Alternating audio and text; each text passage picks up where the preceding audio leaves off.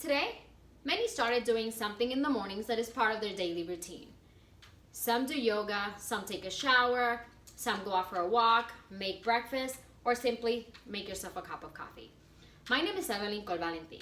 Today I do want to share with you something that is part of my daily routine that can be traced back to the 15th century.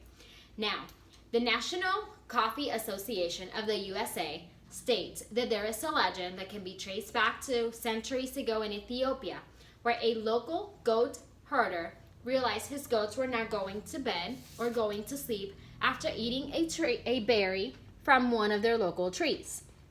He shares this news with the local monks, and news started to spread around about this energizing berry. So during the 1500s, it began to popularizing around the surrounding areas and slowly throughout the world. Nowadays, you can see coffee houses everywhere with different blends and roasts, and all based on individual tasting and preferences. Coffee has replaced what the morning routine of having beer and wine for breakfast used to be. So there's many apparatuses that you can buy or utilize at home to either grind your coffee, you can buy your coffee already grounded, or you can use different coffee makers to make a stronger or lighter brew. So fun fact, the Kamano Coffee Island roaster shared that the coffee strength is determined by the ratio of the coffee ground to your water during the brewing and not during the roasting of the coffee. So just because a dark roasted coffee may taste bitter does not mean that it's stronger. So therefore, more coffee grounds to your brewing, you get a more caffeinated drink. So now in the mornings, I like to grind my own coffee at home with a handheld coffee grinder because I can get a finer grounds to my personal preference on here. And then what I do once I grind my coffee, I will use this here to make an espresso. This is an espresso maker. So many know this with different names. It could be called a Moka pot, a Moka espresso maker, a stovetop espresso maker, a stovetop coffee maker, whatever you call it.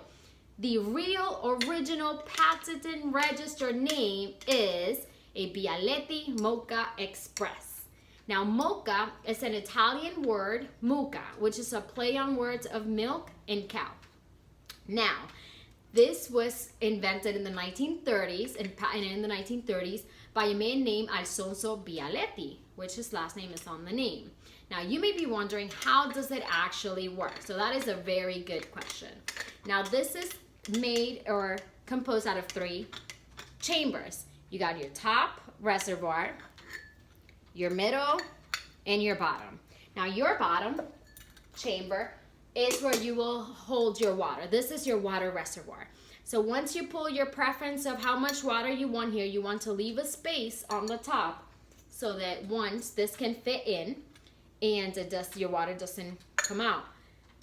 Your coffee grounds are gonna go in here. Now, I make mine very fine, so I would pat it down and add more coffee. That way I get more caffeine out of my espresso. And then you get your top chamber, which will hold your final blend of your coffee and your water. Now, again, this is all based on preference. You can add more or less grounds or add more or less water. It's all up to each individual preference. Now, what exactly is happening in here? Now, there is a lot that goes in there, but it's all physics and here is like the basic term for everything. This is how it's going to look on the inside, if you had a cut out of it.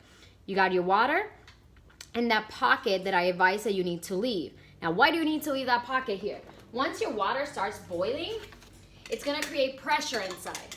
That pressure is gonna push down on that water reservoir, on the water that's on your reservoir, which was gonna make it push up through your middle chamber.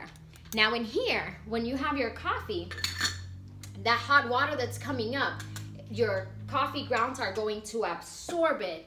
Now it's gonna create a second pressure in there, and it's gonna shove the coffee up, right?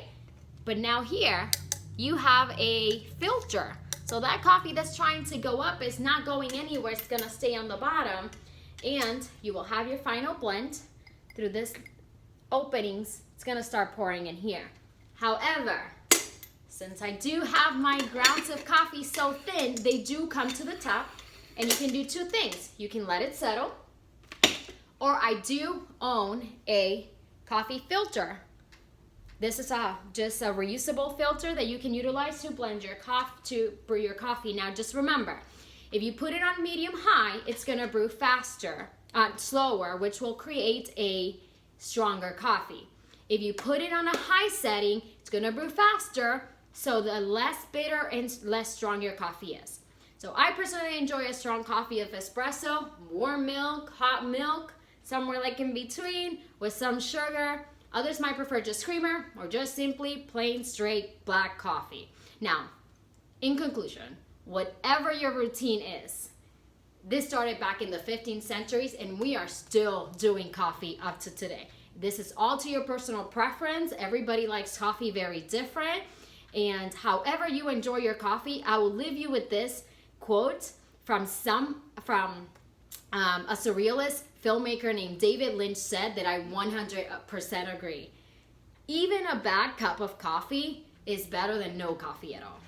Have a good day.